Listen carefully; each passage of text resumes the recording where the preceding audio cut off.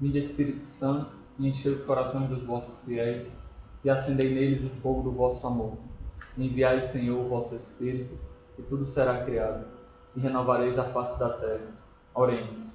Ó Deus, que instruíste os corações dos vossos fiéis com a luz do Espírito Santo, fazei que apreciemos retamente todas as coisas, segundo o mesmo Espírito, e gozemos sempre de sua consolação. Por Jesus Cristo, Senhor nosso.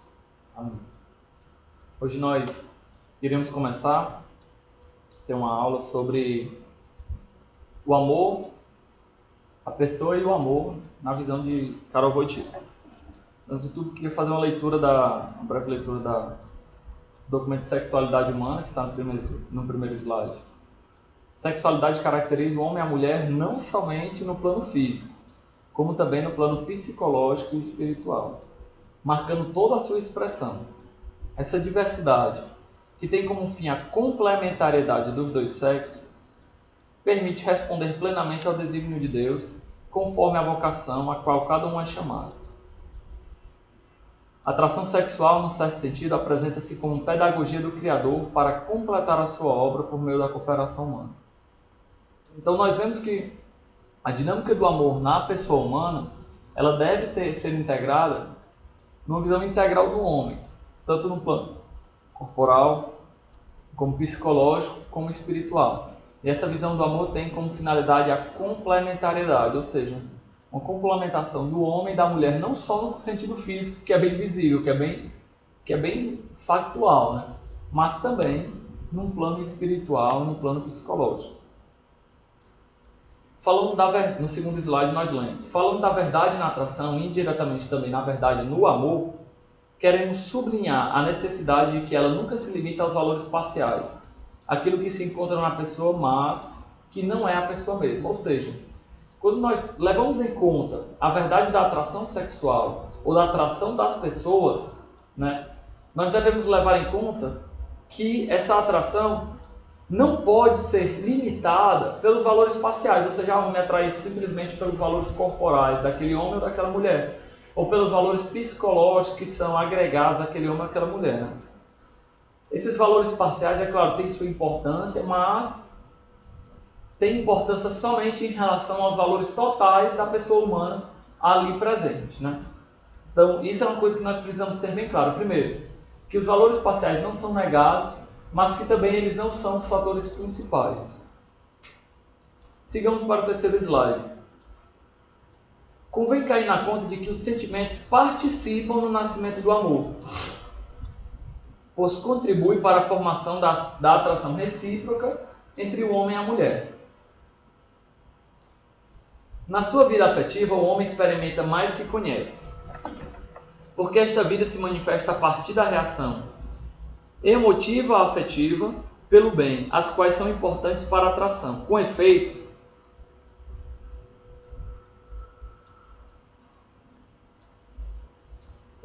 frente a elas, uma pessoa aparece a outra como um bem.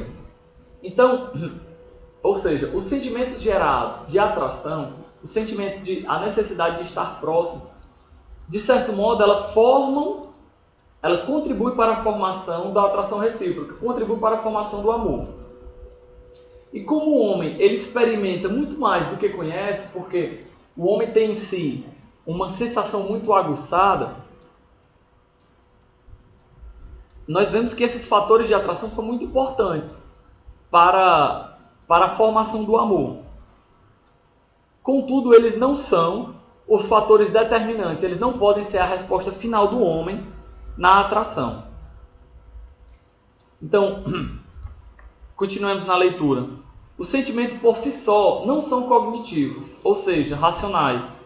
Isso gera uma certa dificuldade interior na vida sexual das pessoas, ou seja, como existe uma certa, entre aspas, disparidade entre aquilo que eu sinto e uma disparidade entre aquilo que eu sei que é certo, aquilo que eu sei que é bom, isso gera uma certa dificuldade interior na vida sexual das pessoas. Por quê? Porque a vida sexual não se limita a uma ação e reação, a uma resposta imediata, né? Ela necessita de uma justificação moral, de uma justificação racional para aquelas atitudes. E por si só, os sentimentos eles não dão essa resposta. Eles necessitam como é que eu posso dizer, de um determinado tipo de amadurecimento integral da pessoa humana, que possa integrar tanto as dimensões corporais, mas também as dimensões psicológicas e espirituais do ser humano, né? Chegamos para o slide 4. Nós podemos ter em conta a atração pode ocorrer de diversas maneiras, tudo bem, mas é sempre por uma pessoa. A pessoa é que é o objeto da atração. E quando não, é necessário nós termos em conta que quando não é a pessoa que é o objeto da atração, esse tipo de atração é uma atração pervertida, ou seja, desviada. Então nós vemos aqui que a postura de Carol Wojtyla é completamente diferente, por exemplo, da postura de Melanie Klein, né, uma neo-freudiana, que fala das relações objetais, que nós somos atraídos simplesmente ao objeto, né? No caso, uma criança é atraída ao objeto da mãe, né? Ao seio da mãe. Então, e que nas relações póstumas, né? A infância, esse tipo de relação é transferida, né? Então nós vemos que a relação, no sentido de Carol Wojtyla, é completamente diferente da postura de Melanie Klein, né? Então, por quê? Porque a pessoa, como um todo, em todas as suas dimensões, é que é o objeto da atração. Trata-se, continuamos a leitura, trata-se de experimentar a atração pela pessoa, isto é, de englobar nesse ato não somente os diversos valores ligados a ela, mas os valores próprios da pessoa humana. Porque esta é um valor em si mesma, e só por esta razão já merece ser objeto da atração, e não apenas por causa deste ou daqueles valores que nela se enxertam.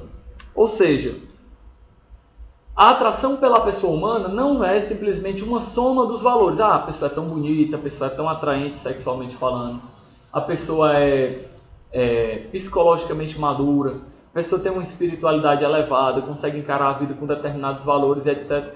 Não é a soma desses valores, não é somente a soma desses valores que serve para mim como uma resposta imediata ao meu sentimento ou à minha decisão de amor, mas o valor próprio da pessoa humana que deve ser considerado.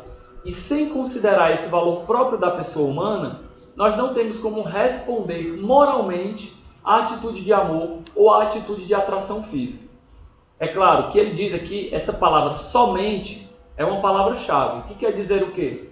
Que ao mesmo tempo em que a soma desses valores nas pessoas, sejam valores corporais, psicológicos ou espirituais, do mesmo modo que elas não servem para responder plenamente ao coração humano, por outro lado, elas conseguem também dar suporte para essa valoração da pessoa humana. Ou seja, não é uma negação dessas dimensões no ser humano, mas é um reconhecimento do valor próprio do ser humano naquela atitude, naquela relação entre duas pessoas.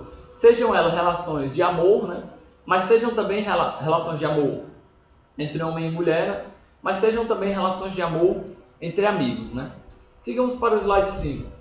Assim, pois, na atração entre o homem e a mulher, a verdade sobre o valor da pessoa, objeto da atração, é fundamental e decisiva. Com efeito, passada a reação emotiva, e a flutuação é uma das suas características, o sujeito que tinha fundado nela, e não na verdade, observação da pessoa humana, toda a sua atitude para com determinada pessoa encontra-se no vazio, privado daquele bem que julgava ter encontrado. Então é bem interessante porque Carol Wojtyla não parte assim do idealismo, né? Ele é bem real. Ele reconhece que os sentimentos eles são importantes, mas que ao mesmo tempo a reação emotiva, a reação sentimental que é gerada, ela é passageira, ela é que ele chama de flutuante, né? Ou seja, ela existe um certo caráter de não permanência naquele sentimento. E aí ele reconhece que ao mesmo tempo em que nós tentamos justificar os nossos sentimentos nessa reação emotiva, nós queremos justificar o nosso amor nessas reações emotivas. Quando essas reações emotivas passam, nós nos encontramos no vazio, privados daquele bem que julgávamos ter. Bem interessante, né, essa perspectiva.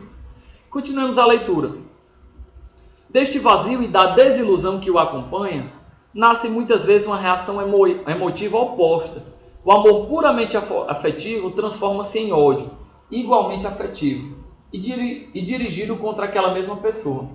Aqui é bem interessante nós notarmos que quando nós fundamos as nossas relações simplesmente nas emoções, como a emoção ela passa, e às vezes até mesmo gera uma emoção contrária, nós não conseguimos conjugar dentro de nós um amor que perpasse por todas as dimensões do ser humano.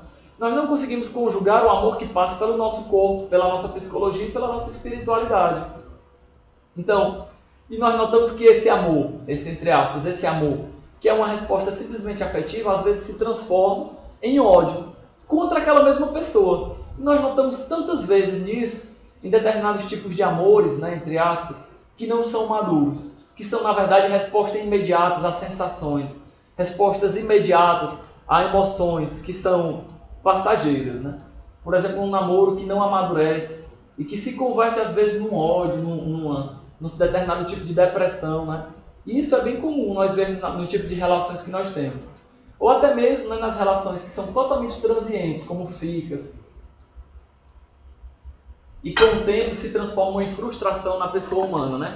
Porque a pessoa se dá conta de que aquele tipo de relacionamento, na verdade, foi simplesmente um uso inadequado dos seus próprios sentimentos e dos sentimentos das pessoas. Ainda que houvesse uma concordância entre os dois, esse sentimento gera uma frustração. E esse sentimento se apresenta frustrado, porque não leva em conta o valor próprio da pessoa humana. Então, depois de nós termos em conta, primeiro, as 3 dimensões, e que o amor envolve essas 3 dimensões, é preciso que nós tenhamos conta o bem e o amor. Ou seja, como é que o amor pode ser dirigido para o bem diante das relações humanas. Então, seguimos para o slide 6.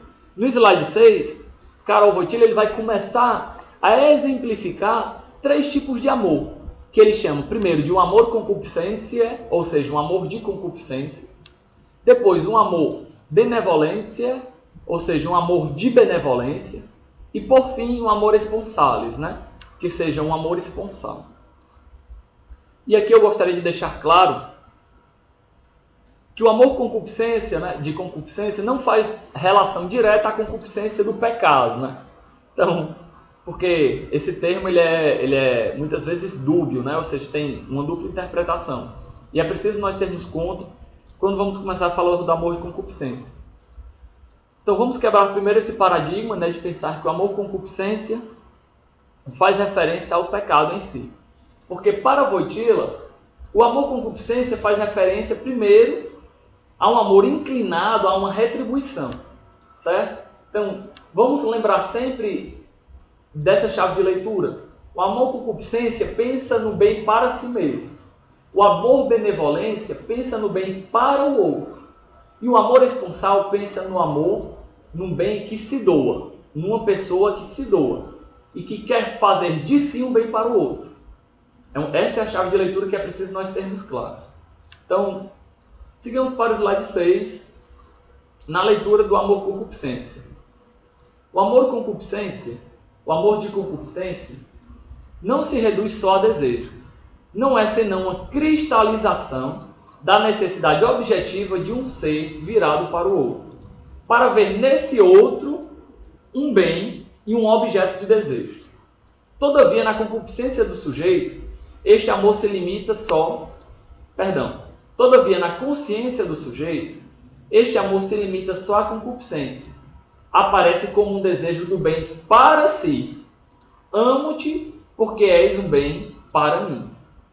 O objeto do amor de concupiscência é um bem para o sujeito. Então, de determinado modo, esse amor concupiscência ele ainda é mesmo um amor egoísta, porque ele tem como primado o amor visado para si mesmo. Ou seja, ele não visa o bem do outro. E além do bem do outro, não só no prazer do outro, mas o bem sincero do outro, ele não visa também o bem real do relacionamento dos dois. Ele só visa o bem para mim mesmo. E nós notamos que esse amor ele é muito concreto nas relações das pessoas, né? Não é um amor voltado simplesmente para si, eu te amo Porque tu tem a me oferecer um determinado tipo de prazer. Porque tu tem a me oferecer um determinado tipo de retribuição. E eu não falo isso só na dimensão sexual, mas também nas dimensões afetivas, né? Daquela tipo de retribuição afetiva que você tem com o seu namorado, com o seu cônjuge, né? Ou até mesmo com os seus amigos, né?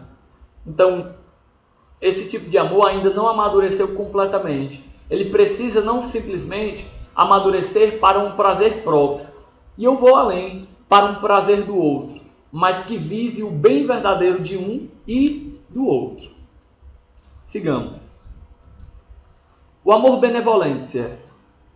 A benevolência separa-se de todo o interesse, do qual certos elementos são ainda perceptíveis no amor de concupiscência.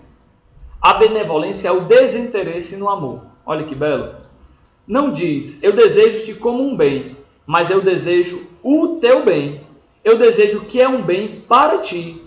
Uma pessoa benevolente deseja isto sem pensar em si mesma, sem ter-se em conta a si mesma. E de certo modo ela vai além. Eu desejo ser um bem para ti. Então, o amor benevolência, ele de certo modo já é um amor muito mais maduro do que um amor concupiscência. De concupiscência. Por quê? Porque ele não visa simplesmente o bem para si, mas ele visa o bem do outro. Ele visa o bem do outro. Nessa perspectiva, ele é muito mais maduro. Por quê? Porque ele já fugiu de um determinado tipo de egoísmo. Claro que sobre certa perspectiva, quando o amor é amadurecido, um amor benevolência consegue integrar dentro de si também um amor de concupiscência. Mas o amor concupiscência não pode ser a resposta última aos anseios do coração do homem. E isso nós precisamos ter bem claro. Slide 8. O amor de uma pessoa por outra deve ser benevolente para ser verdadeiro. Senão, não será amor, mas só egoísmo. Na sua natureza, não só não há incompatibilidade entre a concupiscência e a benevolência, mas até um laço entre elas. Ou seja, não existe uma incompatibilidade, mas de determinada forma existe até um laço que une os dois. Quando se deseja alguém como um bem para si, é preciso querer que a pessoa desejada seja verdadeiramente um bem, para que possa ser realmente um bem para aquela que a deseja. Sim, ele usa uma linguagem meio complicada, talvez você lendo fique mais fácil, né? Assim aparece o laço existente entre a concupiscência e a benevolência. O amor do homem e da mulher não pode deixar de ser um amor de concupiscência, mas deve tender a tornar-se profundamente benevolência. Ou seja, o amor entre o homem e a mulher, claro, sempre você vai ver na mulher um bem ou um determinado traço de desejo, e isso é fundamental no relacionamento de um homem e de uma mulher. Mas esse amor concupiscência, esse amor de desejo, o amor de desejar a ti como um bem para mim, tem que evoluir, tem que transpassar, tem que transparecer no amor de benevolência, de querer o bem para o outro. Se não, é interessante como ele coloca no próprio texto, se não, não é nem mesmo um amor de concupiscência. Por quê? Porque não deseja que o outro seja um bem. Porque quando eu desejo que o outro seja um bem para mim, sobre determinadas perspectivas, eu desejo que o outro seja um bem. Então eu desejo que esse outro tenha também em si um bem inerente, um valor da pessoa humana que ali é desejado, não só os valores parciais, como já foi falado, mas um valor da pessoa humana. Numericamente e psicologicamente há dois amores, mas esses dois fatos psicológicos distintos unem-se e criam um todo objetivo. Em certo modo, um só ser que estão incluídos, ou talvez melhor, integradas duas pessoas. Então, apesar de psicologicamente, haver dois fatores, eu te amo, por exemplo, e tu me amas, esses dois fatores eles se unem num determinado tipo de amor, que essa única relação, que nós chamamos às vezes de namoro, ou de noivado, ou de casamento, ou às vezes de amizade, eles visam uma integração de dois valores. Primeiro, de que um deseja o outro como um bem para si, mas que esse também deseje o bem para o outro. Assim, este outro também deseja o outro como um bem para si e deseja o bem para o outro. E essa relação são integradas numa só, essas relações de duas pessoas são integradas num só relacionamento. E isso é o que o Karol Wojtyla chama de reciprocidade. O amor sem reciprocidade está condenado desde o princípio a vegetar e a depois morrer.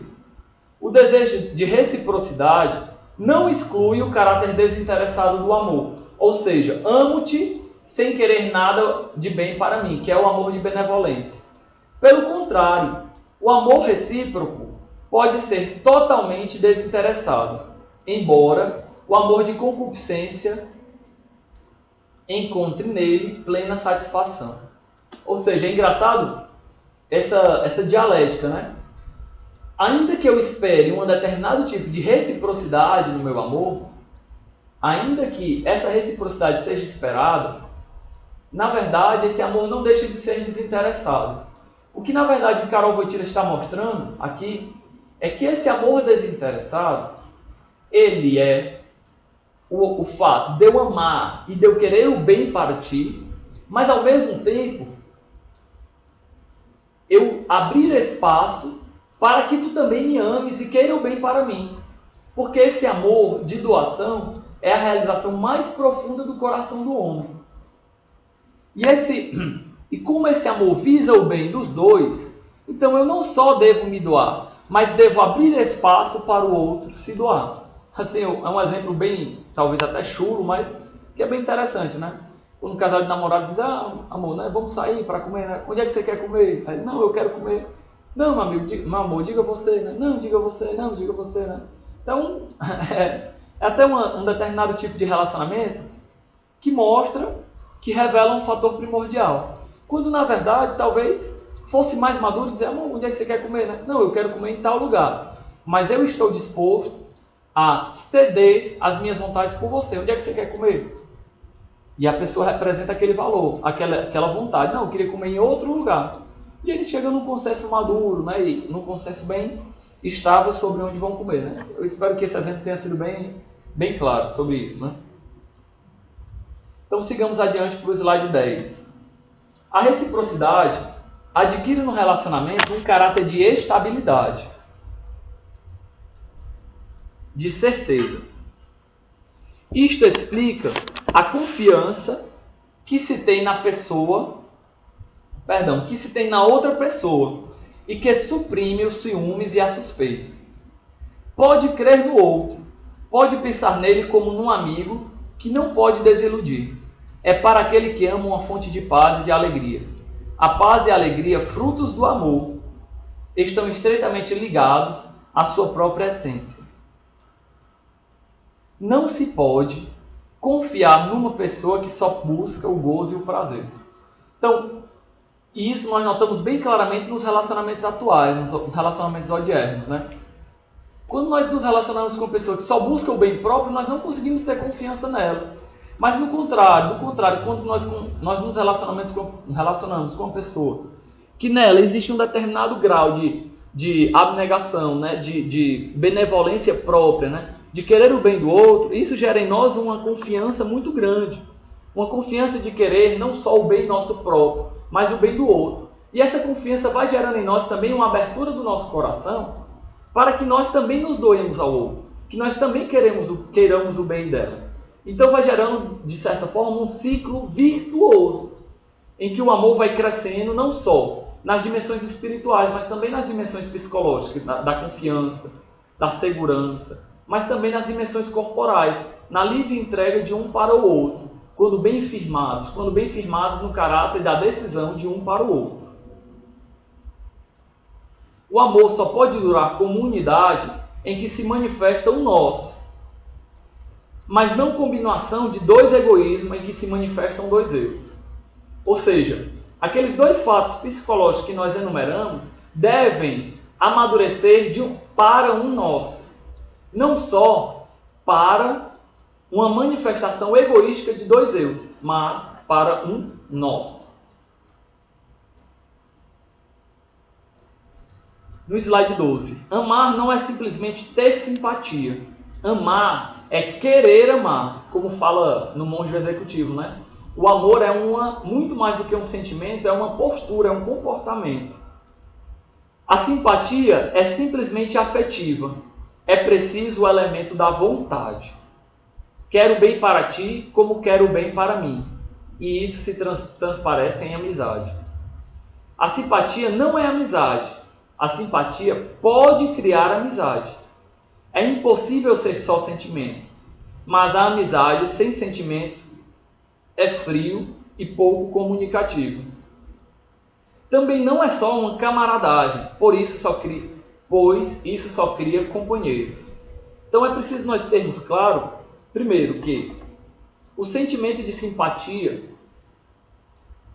o sentimento de afeição, ele não é um fator determinante para gerar o amor.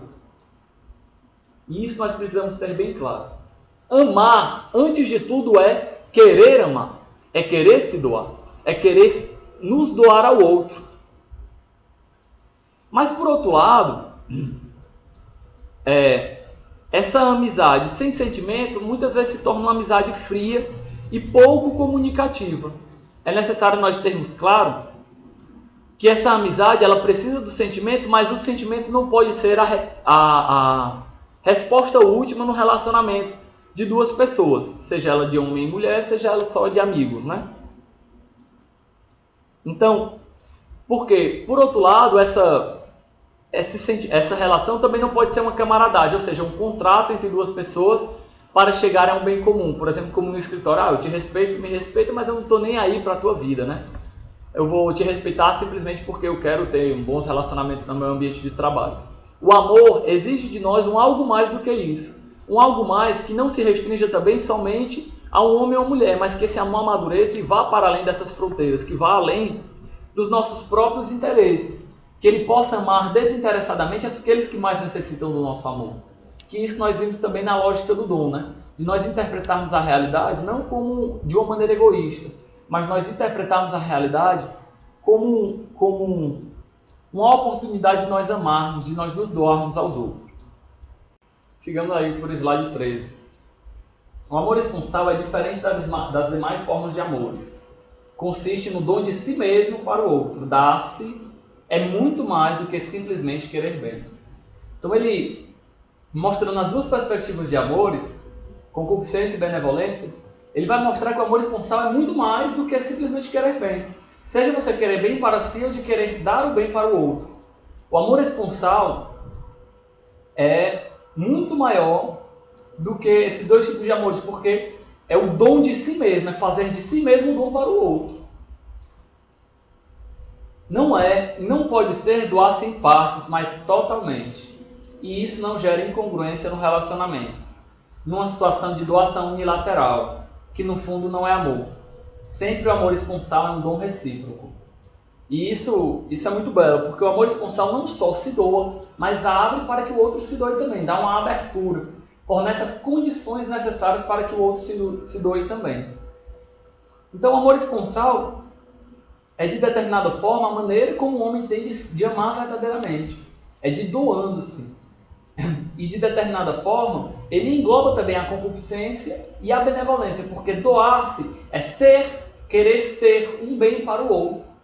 E ao mesmo tempo querer que o outro seja um bem para si, na reciprocidade. É por isso que diante da dinâmica de um casal, né, de um casal casado, no caso, nós notamos que não existe incompatibilidade, por exemplo, entre uma justificação moral da sexualidade e uma justificação de união, né? Então, a união e a sexualidade neles estão intimamente ligados, né? Por isso que o ato sexual, né, não é amoral, não é imoral. Pelo contrário, encontra-se dentro da moralidade. Porque não só se doa, mas dá oportunidade para o outro se doar numa relação que é íntegra, que envolve todas as dimensões do ser humano, seja corporal, espiritual ou psicológico. Contudo, o amor esponsal gera um paradoxo. Como pode a pessoa, sendo um macro-universo, como a gente já apresentou, um mistério, um altere incomunicáveis, ou seja, um outro que é completamente incomunicável, dar-se? Esse amor de determinada forma, ele gera um paradoxo. Porque como é que eu posso eu que sou um macro-universo, um mistério, né? Um outro que é totalmente incomunicável, me doar. Uma pessoa que é completamente inalienável, me dar ao outro. E aqui ele mostra, Karol Wojtyla, que o paradoxo aqui é duplo e vai em dois sentidos. Em primeiro lugar, que se possa sair do próprio eu.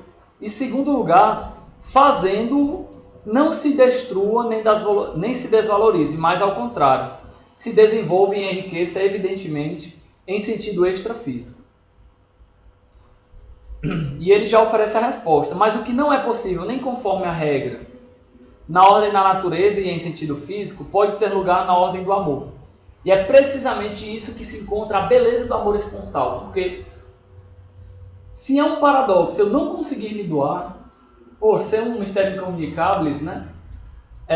E é um paradoxo sem duplo sentido, primeiro porque eu sou um eu, né? Um ser humano inalienável, e também quando eu me dou eu não deixo de ser, esse ser humano não deixa de conter as minhas características pessoais. E o mais interessante é que é exatamente no se doar, é exatamente no se dar que nós encontramos a realização daquilo para o qual nós somos criados. Nós encontramos a nossa essência mais profunda, nós nos sentimos realizados, né? Então, uma frase que bem resume isso, que é ser mais feliz fazendo o outro feliz, né? Então, é muito mais feliz quem consegue se doar fazendo o outro feliz, né? E é exatamente se doando e fazendo o outro feliz que nós encontramos a realização do nosso ser. Então, depois de fazer essa análise da pessoa e do amor, Karol Wojtyla vai seguir adiante e vai nos convidar a fazer uma análise da psicologia e o amor, ou seja, o que nós sentimos e o amor. E a partir dessa análise ele vai começar, né, no slide 15. A percepção é a reação às propriedades. A emoção é a reação aos valores. Ele vai fazendo primeiro uma distinção entre o que é percepção e o que é emoção, né? Percepção no nível mais corporal, né, aquilo que você consegue perceber e aprender da realidade. E a emoção no nível mais psicológico, que é que você consegue sentir a partir do aprendido. A percepção mais ligada ao corporal, certo? Que pode gerar o amor, causa uma impressão forte e gera uma emoção que permite sentir o outro como um valor. A sensualidade não consiste em que se perceba o outro com os sentidos. Consiste sempre na experiência de valores definidos e perceptíveis pelos sentidos. Os valores sexuais do corpo, da pessoa e do sexo oposto. Ou seja, a percepção ela pode gerar em nós o amor, ela gera em nós uma impressão muito forte, né? Um determinado tipo de admiração. Nossa, como é belo, né? E ela permite, essa forte impressão em nós gera em nós uma emoção que permite em nós sentirmos os valores da pessoa. Claro que no primeiro momento esses valores muitas vezes vão se resumir aos valores sensuais, aos valores sensuais, né? E é claro, contudo, esses valores sensuais eles não são simplesmente perceptíveis só aos nossos olhos, eles são perceptíveis também às nossas emoções. A forte impressão que aquilo dali causa é determinante para nós valorarmos aquilo dali, aquela nossa percepção, né? E por fim, ele no slide 15 nós lemos também, por si mesmo a sensualidade não tem em conta a pessoa, orienta-se exclusivamente para os valores sexuais do corpo humano. Então, esse é o perigo da percepção, né? De nós voltarmos simplesmente à percepção, de querermos findar a nossa valoração simplesmente nos valores corporais. E isso é um determinado tipo de perigo que nós temos, entre aspas, um mecanismo interno que procura lutar contra isso, que é a emoção, que ele cita aqui, né? A emoção é exatamente uma maneira de nós já procurarmos ficar sensível aos valores daquela pessoa. Contudo, nem mesmo a percepção, nem mesmo a emoção conseguem dar uma justificativa integral. Por quê? Porque não conseguem valorar a pessoa pelo simples fato dela ser pessoa. Não levam em conta o valor real da pessoa humana.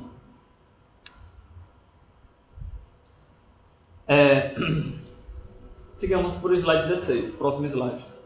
Existe uma certa contraposição entre sensualidade, tendência sexual e vitalidade sexual. A sensualidade, é preciso nós termos claro que faz referência aos valores corporais. É diferente, como eu já citei, da sexualidade. Sexualidade faz referência ao valor da pessoa como um todo, porque faz parte de uma característica da personalidade da pessoa, a sua sexualidade. Já a sensualidade são exatamente os valores mais externos, né? Todos nós temos uma tendência sexual. Tendência sexual é diferente de uma valoração sensual. Porque a tendência sexual é a tendência natural de nós inclinarmos-nos para os valores sexuais da pessoa. Ou seja, os valores que fazem referência à pessoa como um todo dentro da sexualidade.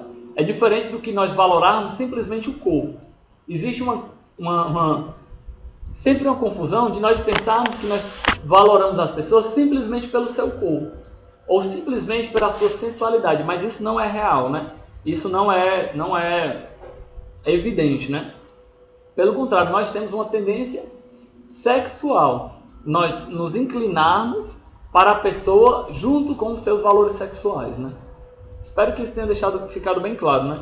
Se não, existe aqui a referência, né, de Carol Wojtyla, você pode também pesquisar na obra, né? E contudo ainda existe um terceiro momento, que é o da vitalidade sexual, que é exatamente as nossas pulsões, os nossos sentimentos, né? As nossas emoções, as nossas manifestações fisiológicas, os nossos impulsos, tudo isso fazem parte de nossa vitalidade sexual. E é claro, a vitalidade sexual, ela não é completamente determinada pelos valores sensuais, ou seja, do corpo humano. Elas também agregam em si valores que são da emoção, bem como da sensualidade, e também às vezes até mesmo valores espirituais. Quando você consegue valorar a pessoa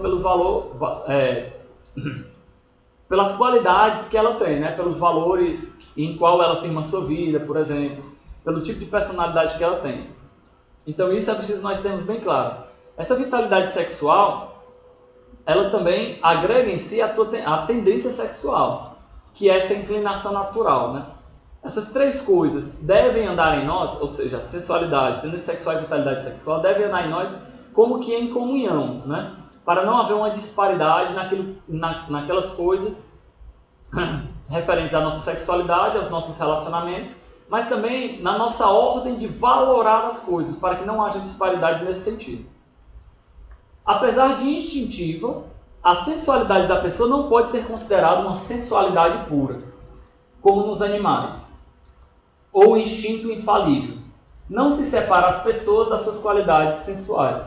Ou seja, a própria sensualidade, apesar de valorar simplesmente os valores do corpo, né, ela não pode ser separada das qualidades da pessoa humana que é ali em questão. A sensualidade só se fixa no corpo, dissociada do resto, que é o que sobretudo impressiona. De fato, você olha para uma garota, você olha para uma menina, a primeira coisa que lhe impressiona, sem dúvida alguma, vai ser o corpo dela, né? É o objeto mais imediato da sua afeição.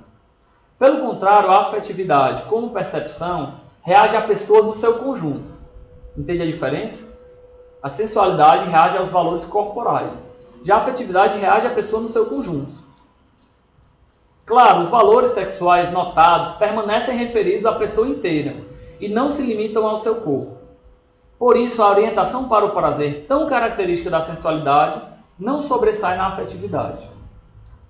Em geral, admite-se que a mulher seja mais emotiva e o homem mais sensual.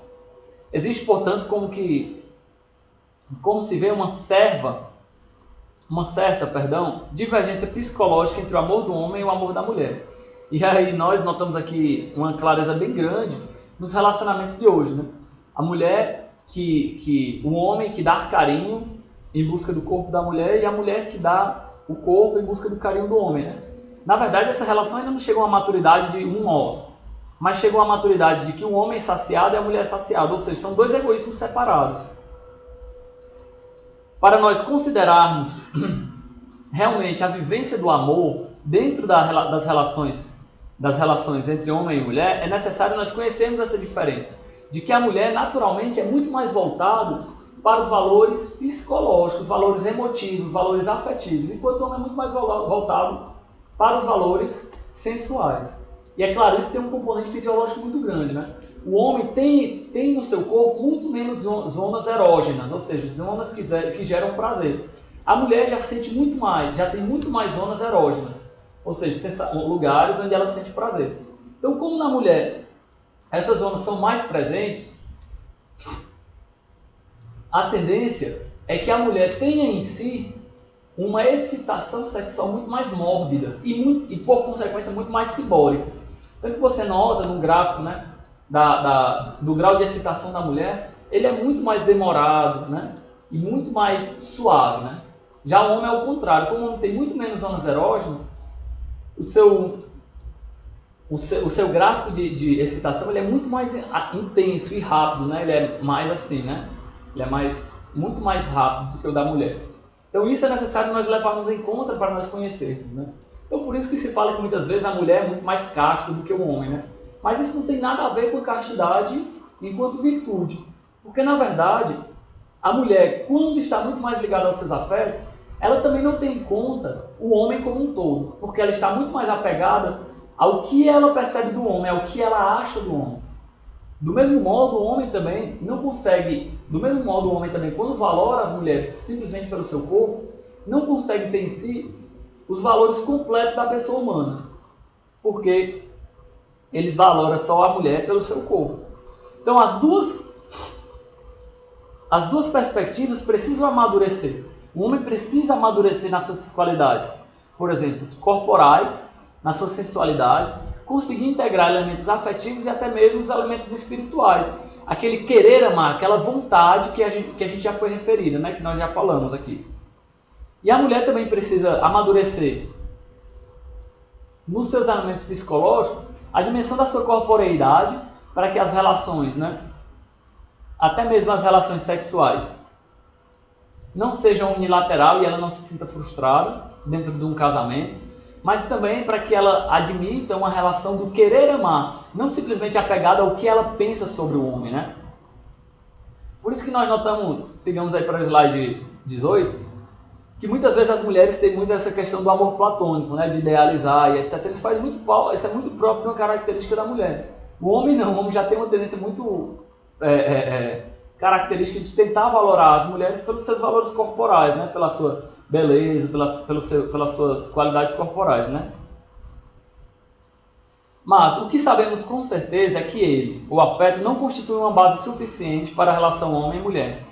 O afeto exige uma integração, assim como o desejo sensual. Como eu falei, tanto o homem quanto a mulher precisam de uma integração mais adequada para que seus relacionamentos não sejam unilaterais, não sejam egoístas e possam amadurecer para um nós, em contraposição ao eu egoísta. Uma leitura aqui um pouco longa, né? Mas é bem interessante nós fazermos nos slides 19 e 20. A experiência da liberdade é inseparável da verdade. Toda a situação interior é psicologicamente verdadeira. Tanto o desejo sexual como o empenho afetivo. Ou seja, aquilo que eu sinto é muito verdadeiro porque é presente para mim. É muito presente para mim, então eu tomo aquilo como verdade. Contudo, ele continua a leitura. É uma verdade subjetiva.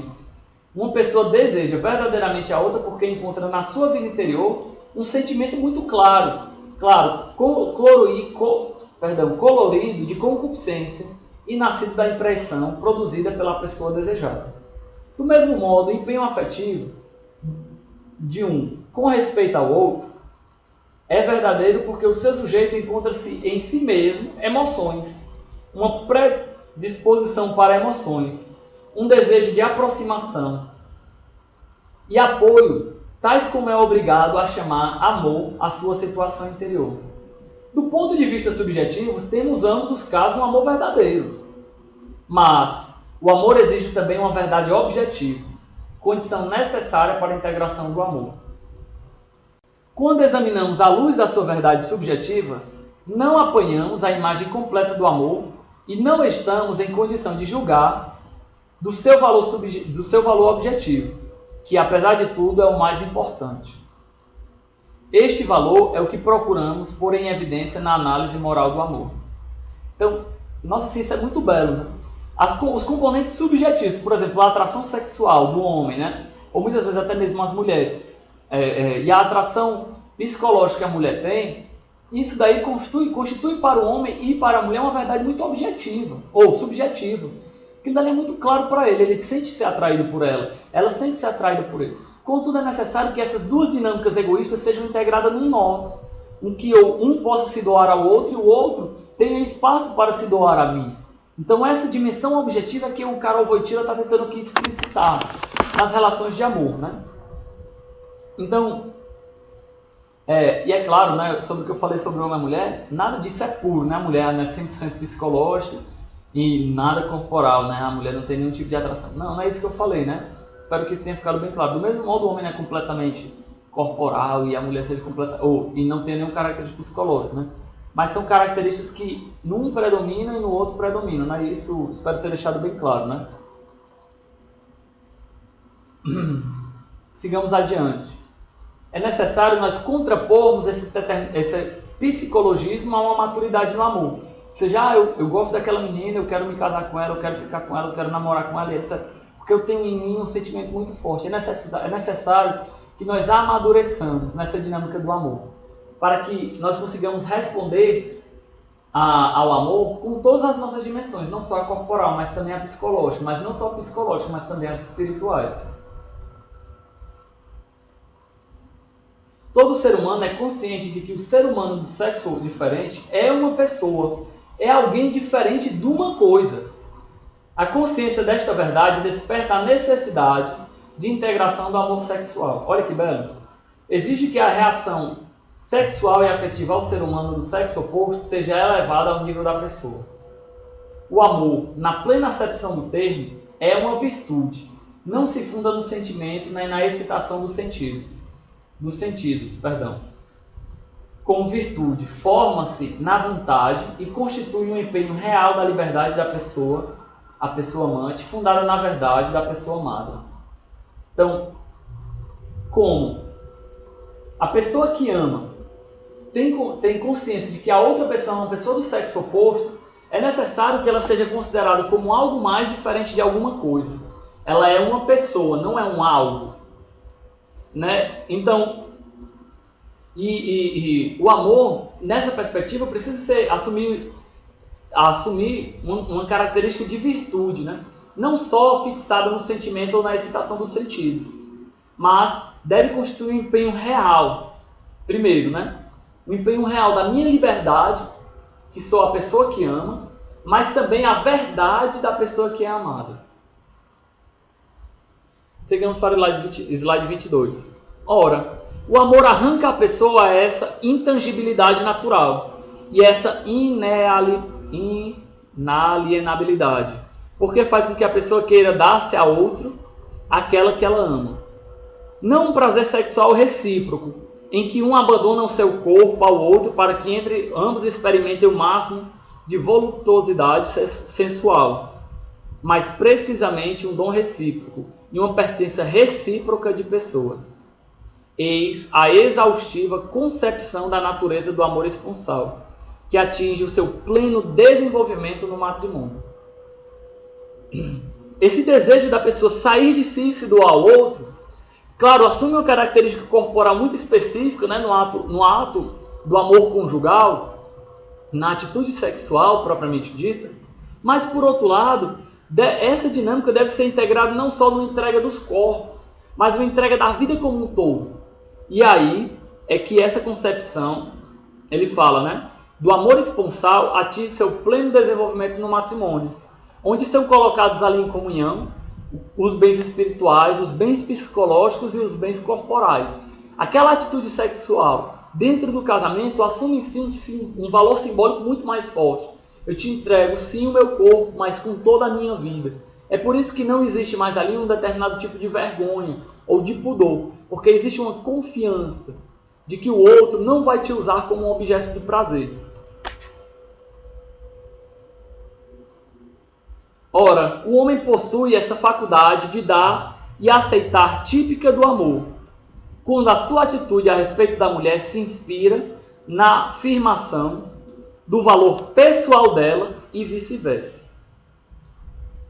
O homem possui essa faculdade de dar e aceitar típica do amor quando a sua atitude a respeito da mulher se inspira na afirmação do valor no valor pessoal dela e vice-versa. É uma faculdade de dar e de aceitar, né, que cria um clima de abandono eminentemente interior, o clima específico do amor esponsal. O homem e a mulher precisam dele tanto para que o seu dom de si tenha pleno valor, como para a aceitação seja plenamente válida. Só a mulher que tem consciência do próprio valor e do valor do homem a quem se dá é capaz de dar-se verdadeiramente. E eu acrescento e vice-versa.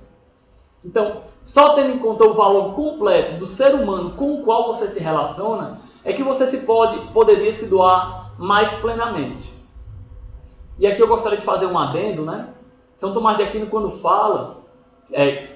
é questionado sobre se Eva e Adão tinham prazer dentro do sexo deles, né? E a gente, claro, eles tinham um sexo, né? Adão e Eva.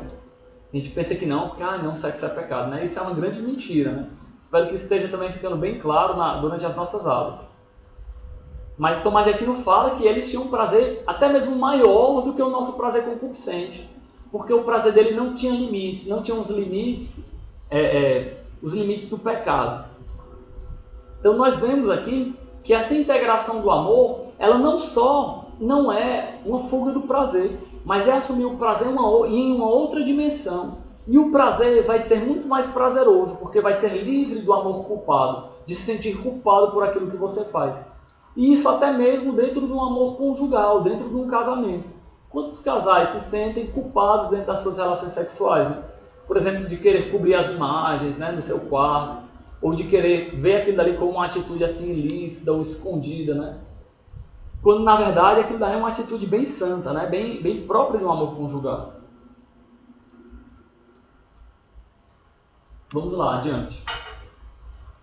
Com efeito, enquanto a sensualidade e a afetividade dão prova de particular instabilidade e mobilidade, o que nos provoca sempre uma certa inquietação, embora inconsciente, o amor interiormente amadurecido está isento disso, graças à escolha da pessoa. Só o conhecimento da verdade sobre a pessoa torna possível o compromisso da liberdade. A seu respeito, o amor consiste no compromisso da liberdade, é um dom de si mesmo, e dar-se significa precisamente limitar a própria liberdade para a vantagem do outro. É claro que a gente não pode ser também assim, imaturos e pensar que é tudo muito belo, né? Nós temos que lembrar que a escolha por amar é uma escolha da nossa liberdade, uma escolha da nossa inteligência. Contudo, essa escolha nos leva a limitar de determinada forma a nossa própria liberdade para a vantagem do outro. E isso, ao invés de nos aprisionar dentro do nosso próprio mundo, do contrário, nos liberta, nos impulsiona para fora, nos torna muito mais livres, nos torna muito mais felizes, sem dúvida alguma. Lembremos que o conhecimento sobre a verdade da pessoa não é um termo idealista, como eu já falei. Objetivamente é conhecer a pessoa naquilo que ela é, virtudes e defeitos, e assim escolhê-la, amá-la.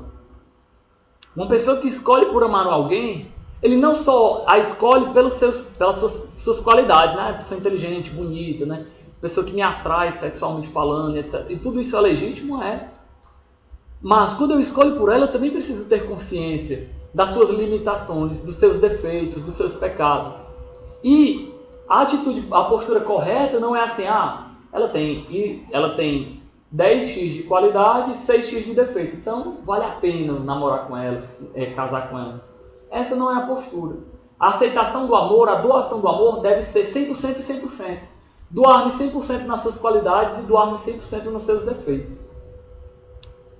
Muitas vezes esse desejo pleno de se doar encontra-se objetivamente na vontade de fazer o outro feliz, ainda que não se sabe o que é a felicidade. O crente ousadamente diz: és Deus. Ele é o que te tornará feliz.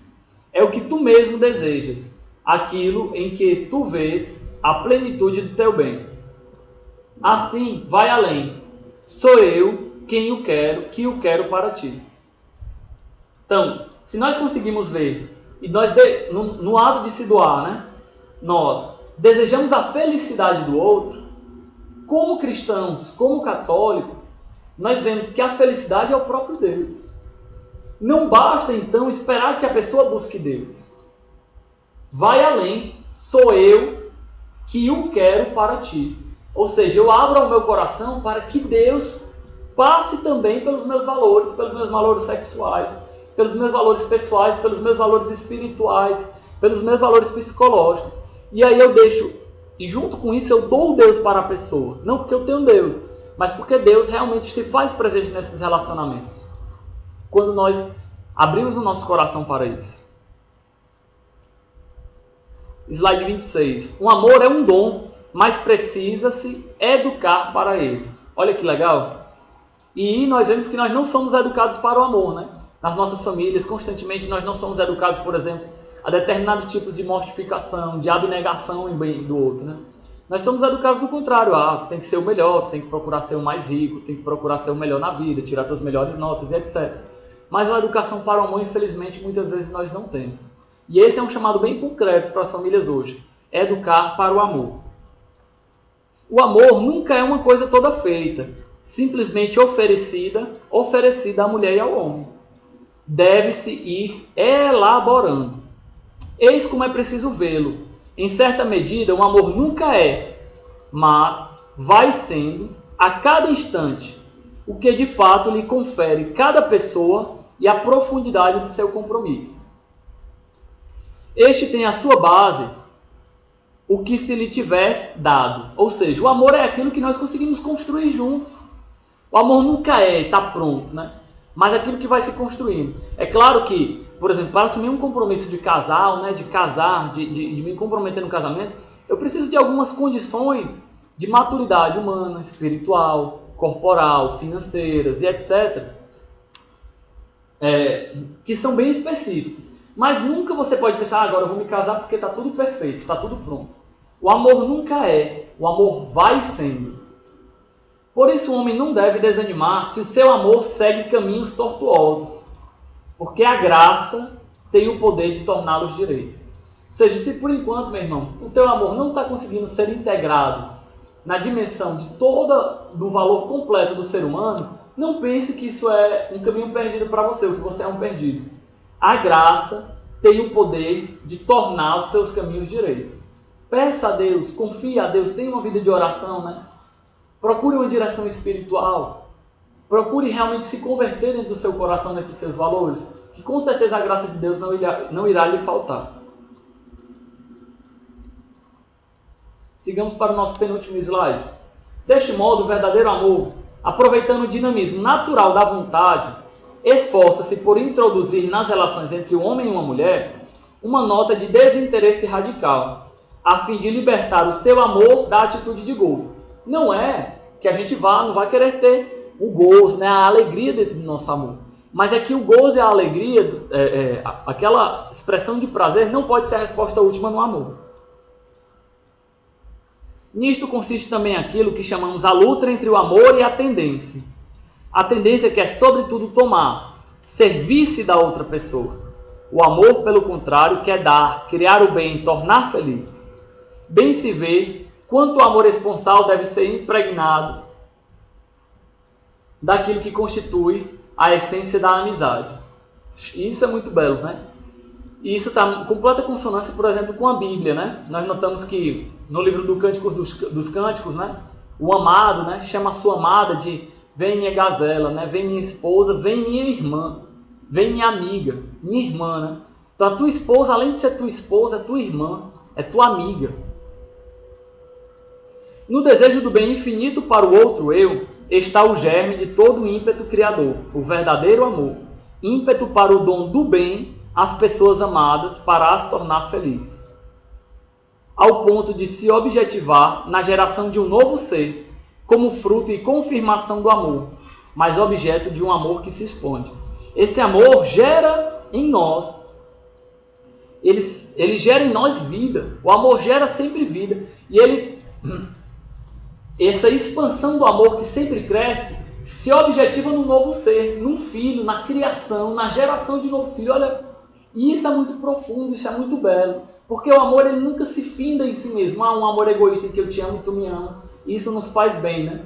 O amor, ele sempre tem uma característica trinitária, porque o amor é o próprio Deus, tem a essência no próprio Deus. O amor do Pai e do Filho gera o Espírito Santo. Do mesmo modo, o amor entre um homem e mulher gera uma nova vida. Por isso, o amor entre um homem e mulher deve ser participado por Deus, para que Deus também participe na sua obra criadora. Então, eu espero que nós tenhamos conseguido aprofundar um pouco nessas temáticas, né? Como eu falei, de modo algum, a leitura de nenhum dos nessas aulas exime-nos da leitura integral do texto, né? Então vamos terminar nossa aula de hoje com uma oração, uma súplica a Santa Guiana Beretta, ela que soube escolher a vida, né? Santa Guiana, tu que escolheste a vida com a própria vida, ensinai-nos a manter nossos olhos fixos no céu e saber medir todas as coisas em nossa vida segundo esse padrão de amor. Santa Guiana Beretta, rogai por nós. Estamos reunidos em nome do Pai, do Filho e do Espírito Santo. Amém.